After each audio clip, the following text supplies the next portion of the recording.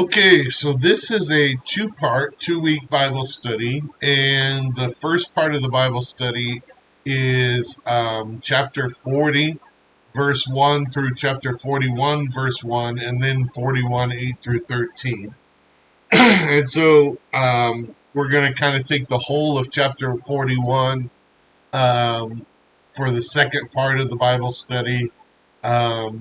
But we're going to take some little pieces of chapter 41 because, so honestly, this is a story that actually, I mean, if we tried to take the story of Joseph and bring it from the sort of what we would normally take of as a story arc, the tension in the story, which was him getting sold into slavery by his brothers, the jealousy that was there, and then there was further tension in last week's study, which we're going to talk about in number one.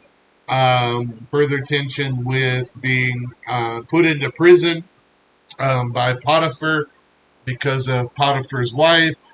And that's the tension of the story.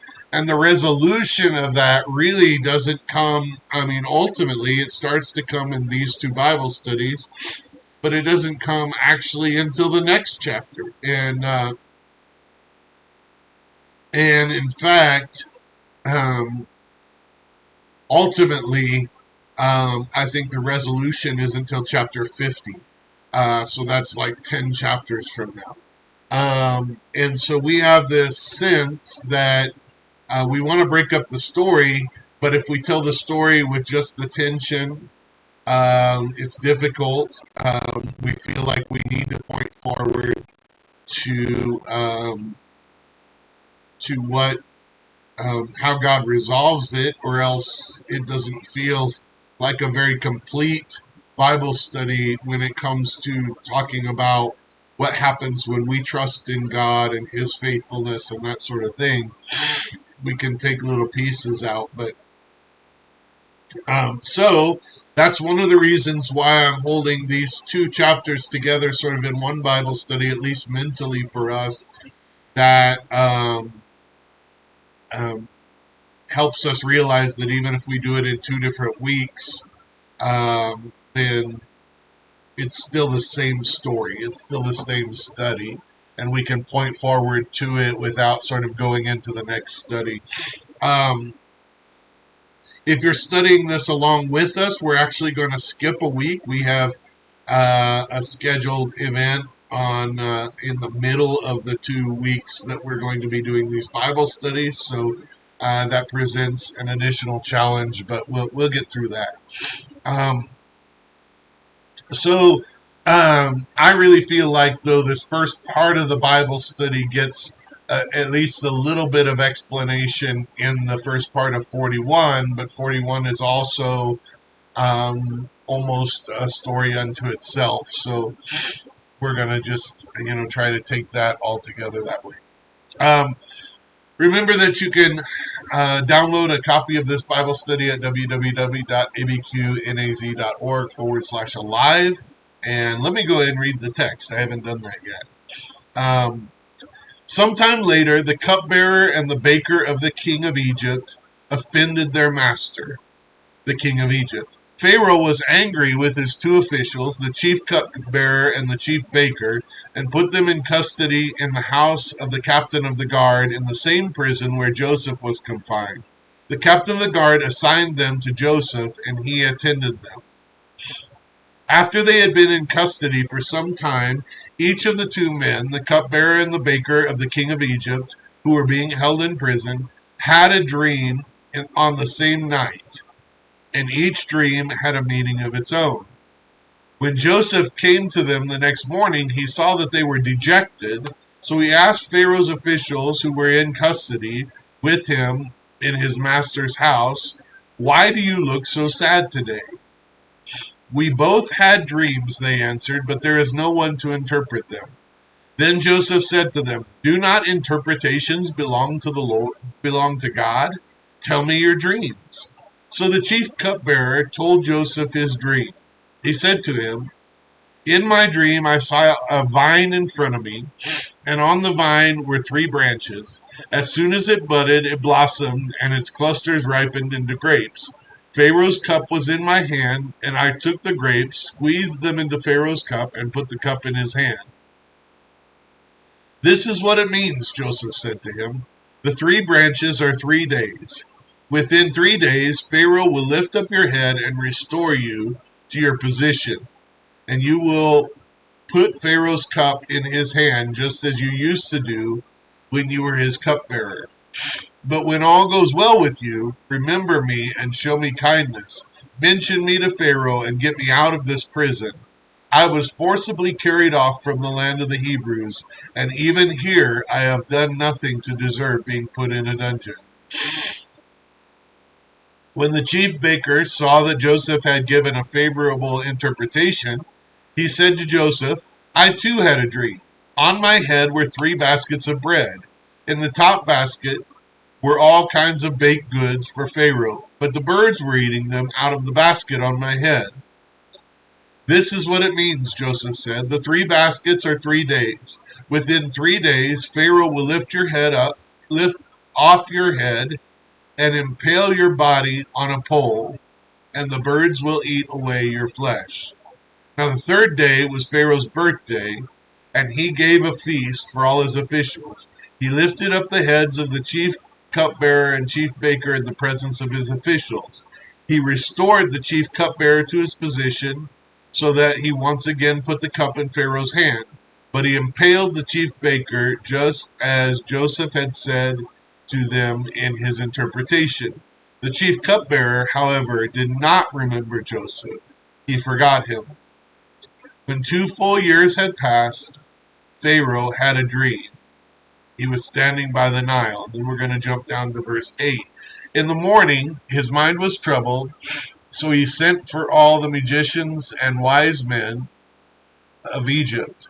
Pharaoh told him his dreams, but no one could interpret them for him. Then the chief cupbearer said to Pharaoh, Today I am reminded of my shortcomings. Pharaoh was once angry with his servants, and he imprisoned me and the chief baker in the house of the captain of the guard.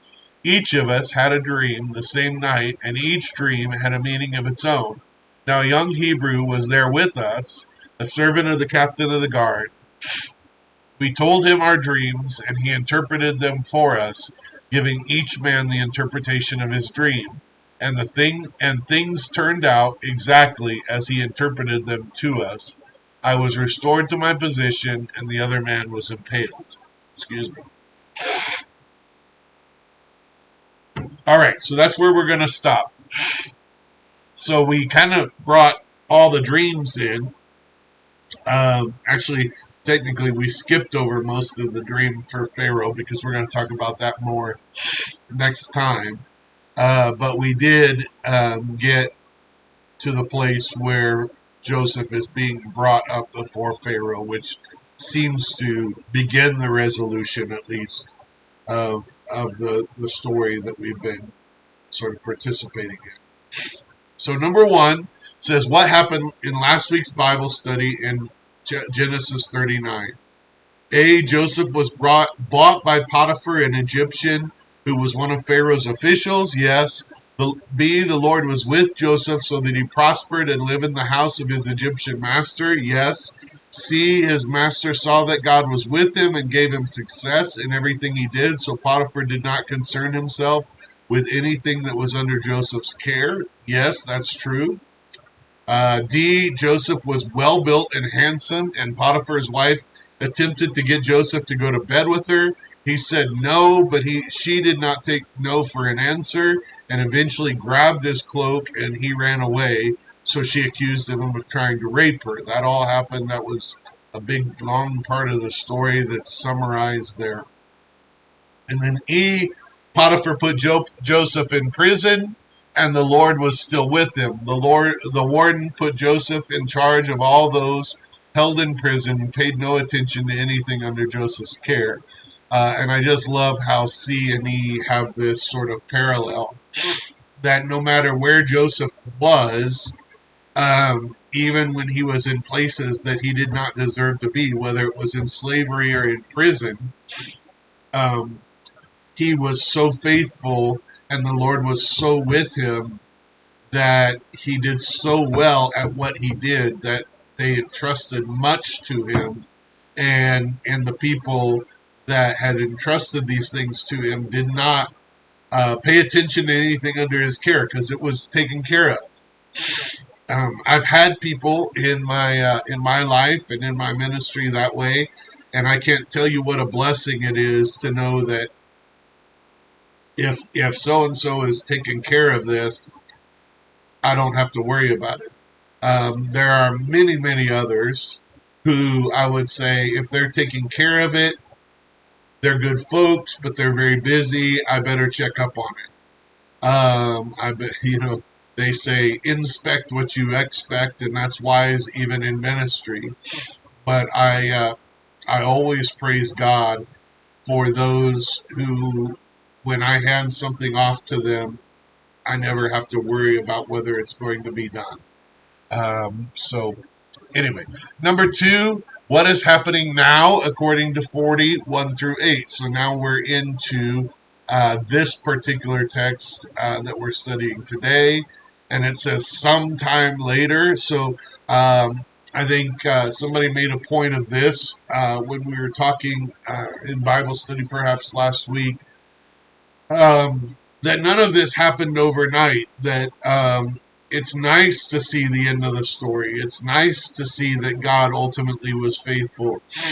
But we're going to find out at some point in, I think, the second part of the Bible study, um, that Joseph, this was probably a matter of 15 years between slavery and prison or something like that. Um, and and so um, sometime later may seem significant that this didn't happen overnight. So he's there serving faithfully with perhaps not even a an inkling that something better is coming, or no hint, no way to see that there's going to be a way out of this. And then just sometime later, B. The cupbearer and the baker of the king offended their master and were put into custody in the same prison where Joseph was and under Joseph's care. So that's true. And then C. These men had dreams on the same night, which definitely seems like all of this was orchestrated by God. Um, it doesn't seem like a coincidence. D. Joseph offered to interpret their dreams. Now, I will say he is very clear both here and in chapter 41. We'll talk about that more next week. He's clear that interpretations belong to God, that they don't belong to a person. And so I'll just say, from our church's perspective, this we do believe that dreams can have meaning. I don't personally believe they always have meaning. I think many times we have dreams. Um, when I was a kid, I detasseled corn. It was my first job when I was 13. I started pulling the tassels off corn because seed corn, they cross pollinate. And so they pull the tassels off the corn. They don't want to pollinate itself, they want to be pollinated by the other. And so we go into the fields 12 hours a day, 2 6-hour shifts, and we pull the tassels off corn in the fields.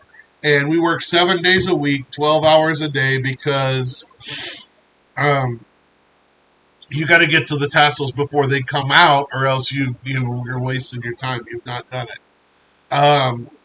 So we worked for probably a month and a half straight, 7 days a week, 12 hours a day. And then the job's over. That's all there is. So that was my summer job for 2 years. Um, and I remember going home and dreaming of corn.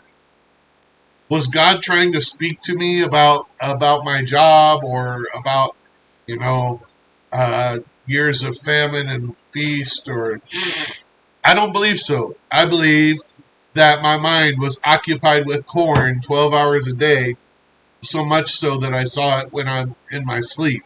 So I will say that many times our dreams have to do with what we're thinking about and concerning ourselves with during the day.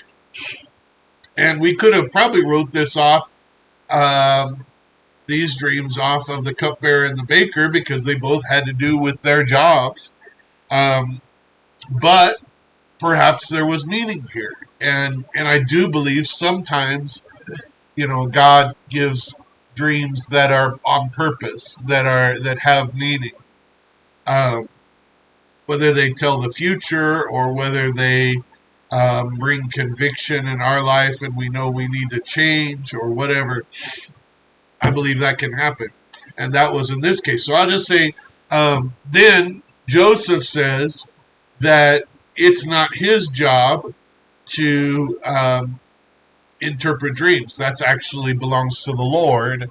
And so it's only a matter as if God gives him the interpretation of those dreams, whether he has it or not. So I'll say that because I've had connection with people, and generally they tend to be more Pentecostal folks that are like, well, I'm a dream interpreter. God's given me this gift. Well, interpretation of dreams belongs to God, and you ought to be careful. And any gift, we can go back to 1 Corinthians 12 and 13 and 14. Any gift that brings glory to you instead of God, is you should desire the greater gifts. Um, and so I just want to kind of throw that in and just say, um, this is not your signal to start interpreting all your friends' dreams. Um, and we'll leave it at that. Um, but Joseph interpreted their dreams, gave the interpretation from God for their dreams. So, three, what happened when Joseph interpreted the cupbearer's dream according to 49 through 15? A, the cupbearer told him the dream, a vine with three branches that blossomed and its clusters ripened into grapes, and Pharaoh's cup in his hands, and obviously that's a summary with pieces left out, including an H. But that was true. B, Joseph told him he would be restored within 3 days and again bear Pharaoh's cup. So that was a positive interpretation.